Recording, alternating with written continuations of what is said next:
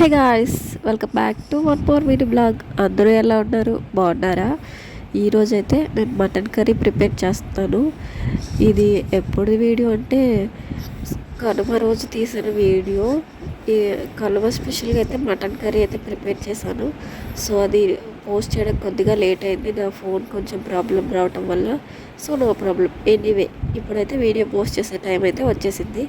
So మీరు కూడా ఇంకా మటన్ కర్రీ వీడియో రెసిపీ తెలియకపోతే ఈ వీడియో చూసి చేసుకుంటారని ఆశిస్తున్నాను. ఇంకా ప్రాసెస్లోకి వెళ్ళిపోదాము. ఇంకా ప్రాసెస్ విషయానికి వస్తే ముందుగా ఒక స్టవ్ మీద ఒక ప్యాన్ పెట్టుకొని ప్యాన్లో ఆయిల్ వేసుకొని ఆనియన్స్, అల్లం వెల్లుల్లి కచ్చపచ్చ దంచుకొని వేసుకోవాలి. అల్లం వెల్లుల్లి పేస్ట్ వేయటం వల్ల ఏంటంటే కర్రీ ఫ్లేవర్ అనేది పోతుంది.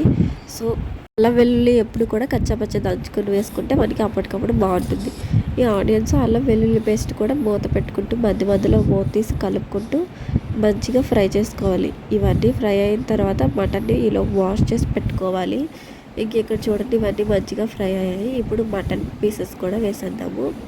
ఈ మటన్ని మూత పెట్టుకుంటూ మళ్ళీ సేమ్ ప్రాసెస్ ఆయిల్ వేసుకోవాలి. మధ్య మధ్యలో మూత పెట్టుకుంటూ మూత తీసుకుంటూ కలుపుకుంటూ ఉండాలి, ఎందుకంటే అడుగంటే ఛాన్సెస్ ఉంటాయి కదా. సో ఇప్పుడైతే వీటిని ఫ్రై చేసుకుందాము. ఇంక ఇదిలో ఏగేలోపు కొన్ని విషయాలు మాట్లాడుకుందాము.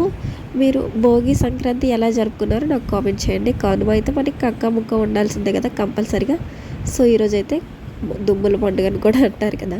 సో ఈలోపు ఇది వేగిపోయి ఉంటుంది. చూసేసి ఇందులో అన్నీ వేసేద్దాం, వచ్చేయండి గాయస్. ఇప్పుడు చూడండి, మటన్ అంతా కూడా మంచిగా ఫ్రై అయింది.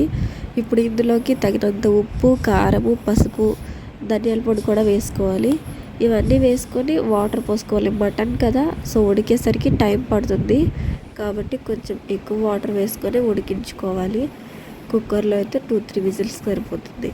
సో ఇక్కడ చూడండి, మొత్తం కూడా మసాలాలు అన్నీ వేసి మూత పెట్టుకొని మగ్గించుకోవాలి. ఫైనల్లీ మూత తీసి చూస్తే టేస్టీ మటన్ కర్రీ రెడీ అయిపోయింది. రెసిపీ మీరు కూడా ట్రై చేసేయండి. Bye guys.